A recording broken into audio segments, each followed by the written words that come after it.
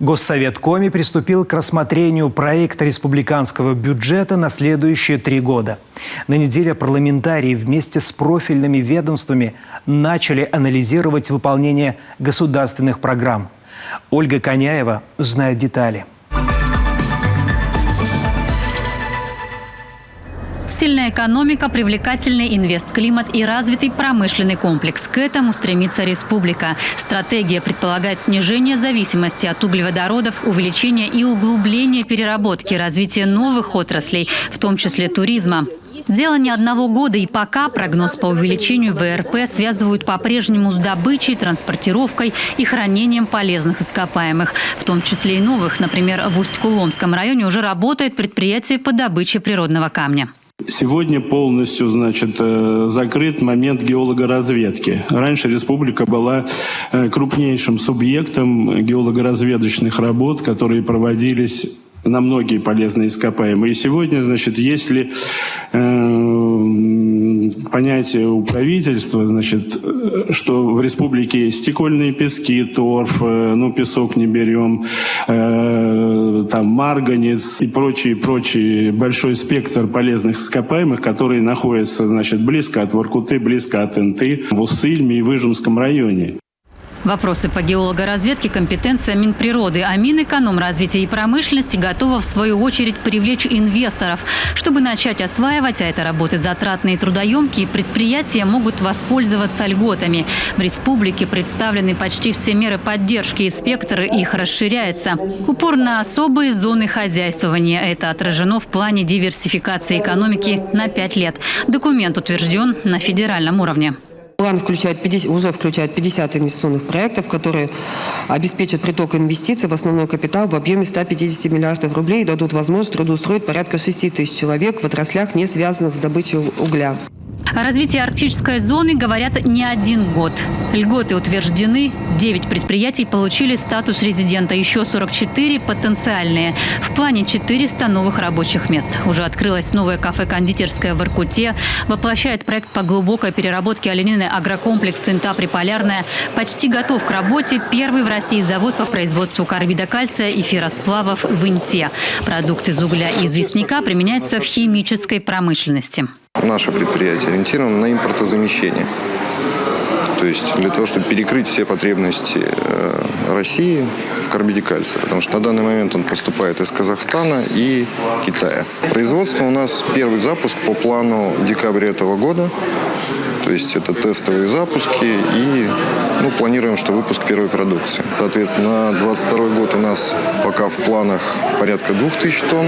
Экономическая зона «Север» в Сыктывдинском районе – это ближайшая перспектива. 800 гектаров на границе Выльгорта и Палевец с готовой для бизнеса инфраструктурой и льготами. В федеральном Минэкономразвития ждут оформленных документов, чтобы одобрить. А вот уже существующая территория опережающего развития в Емве развивается.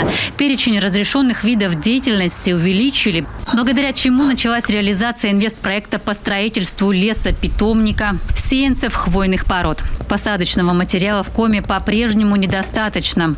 Кроме того, снижен порог объема капитальных вложений и количество новых рабочих мест для резидентов Емвы. Это важно для малого и среднего бизнеса, поддержка которого – это тоже приоритет госпрограммы. Приняты антикризисные меры в условиях ограничений. Гранты, налоговые послабления, обучающие программы, гарантийная, лизинговая и поддержка экспорта. При активном содействии Центра поддержки экспорта количество экспортных контрактов, заключенных на 1 октября, составило 15 единиц. Объем экспорта субъектов МСП, получивших поддержку данного центра, достиг 8,6 миллионов долларов. Отгрузка осуществляется в страны СНГ, Евросоюза, Англию. Основной вид экспортируемой продукции – это пиломатериалы. В разы увеличен капитал микрокредитной организации. Но получить государственный льготный займ проблематично, отметили депутаты. По микрокредитной организации там показатель хороший по Сыктывкару, но при этом почти нигде, в Ухте немножко, и в принципе больше нет предпринимателей, которые вообще берут кредит в микрокредитной организации. По 1-0. Поэтому здесь просьба географию расширить. Развиваться не можем, деньги получить. А микрокредитная организация, деньги имеются, но они не знают, как их освоить, и в кредитных организациях вкладывают. Это для меня вообще не понимаю, как такое возможно. 165 микрозаймов взяли за этот год предприниматели. Из них только 9 начинающих. Сдерживает установленный федеральным законом небольшой срок – 3,2 года. Предложение его увеличить уже направлено в Москву. Несмотря на то, что ключевая ставка Центрального банка повышается, довольно-таки, и я думаю, что она дальше будет расти, мы ее не планируем повышать. Более того, мы в июле снизили процентные ставки для приоритетных групп наших получателей. Это тех, кто занят в лесном и сельском хозяйстве, обрабатывающем промышленности, начинающие, самозанятые. И появилась у нас программа для резидентов арктической зоны. Там также ставка составляет 2% годовых. В сфере лесной промышленности сейчас 2 приоритетных инвестпроекта с господдержкой. Это 12 миллиардов инвестиций. По рекомендации парламентариев региональный бюджет возмещает часть затрат на создание или расширение производства пеллет и топливных брикетов. Предусмотрено по 5 миллионов для 6 предприятий. Депутаты Госсовета просят ускорить и перевод транспорта на экологичное газомоторное топливо. Зеленая экономика наступает на пятки. В Коми уже и электрокары есть. Депутат Госсовета Сергей Артеев убедился в этом. Все мы грезим какими-то Теслами, но это где-то далеко, это точно не здесь. Все-таки это здесь. В Сыктывкаре уже порядка 5 десятков автомобилей, которые сегодня на электротяге. Я стою рядом с одним из них. Для электромобилей в Коми заправок нет. Это свободная ниша для бизнеса. Пока приходится заряжать от розетки. Но и в таких условиях электрокары – это комфортно, экологично и выгодно. В среднем 50 рублей на 100 километров. А сколько здесь лошадей? Здесь 109, но это не важно. Тут самое важное – это крутящий момент. Это максимально простой автомобиль, крайне продуманный с инженерной точки зрения. Тут нечему ломаться. То есть у вас просто двигатель, редуктор, 2 палки, колеса крутятся. Здесь нету ни выхлопов, нету ни всяких горюче-смазочных материалов, которые загрязняют нашу планету.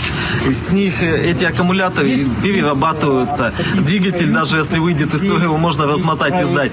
Крупные игроки авторынка заявляют о переориентации к 30 году на производство электромобилей. В России станции подзарядки создаются на уже работающих заправках или отдельно стоящие в удобных местах, например, у торговых центров.